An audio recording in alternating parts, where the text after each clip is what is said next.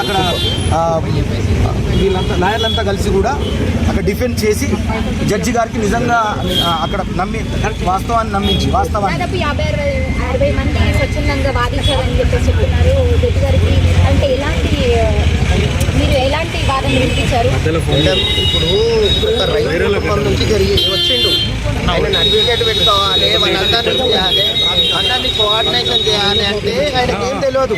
అనుకోకుండా జరిగిన సంఘటన, మారుమూల ప్రాంతానికి చెందిన అబ్బాయి, ఆయనకు న్యాయం జరగాలని మేము వాదనలు పర్ఫెక్ట్గా వినిపించినాం. అనుకోకుండా జరిగిన సంఘటన వినిపించినాం, న్యాయంగా విషయాలు చెప్పడం జరిగింది. దానికి జడ్జి గారు స్పందించి బెయిల్ ఇవ్వడం జరిగింది. ప్రశాంత్ 100% న్యాయం ఉంది కాబట్టి జడ్జి గారు ఇచ్చారు. న్యాయస్థానాలకు ఎంత విలువ ఉన్నది చూడండి.